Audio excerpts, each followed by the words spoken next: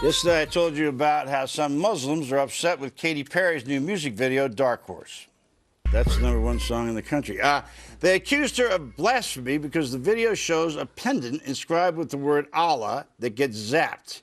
Well, Perry just caved to a petition and removed the symbol from the online version of the video. Why? I guess this raises a bigger question. It's not just about Perry. Why is everybody caving to radical Muslims, including the White House, including virtually any... I mean, I don't get it. I mean, is everybody afraid they're going to get jihaded? I mean, something's got... What do you think? Why do you think everybody refuses to take it over? Perry values her life and her family, which is the ultimate insult to a faith.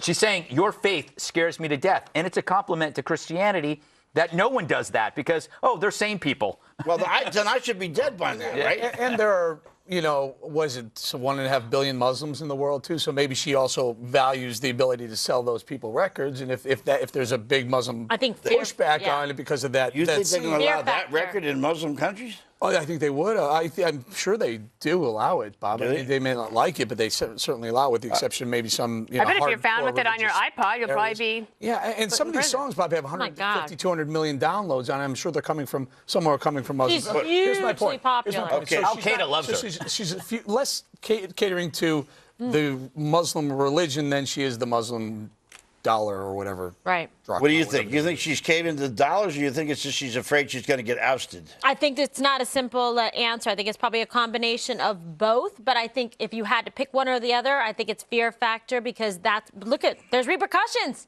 Yep. Everybody knows it at this table, right? I mean, it's not just talk. They act and they do some of the most vicious, heinous things like murdering children. So wouldn't you be a little concerned? I don't blame her for that. But if I'm concerned, I'm in real trouble. But Dana, from a public relations standpoint, if you were the head of a Muslim country, wouldn't you think it would be a good idea to at least step forward and say this does not represent all of us? I have never actually visualized myself being a spokesperson for the Muslim country, but yes, I would have to say yes, I would.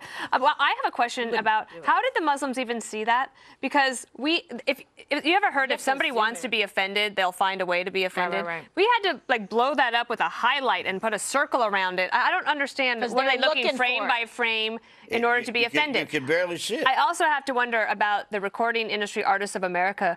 Why didn't the association come out and defend her and her right to be able to say whatever she wanted? Scared. That's exactly right. And all I can say is repeat my thing. There's an awful lot of cowards in the world.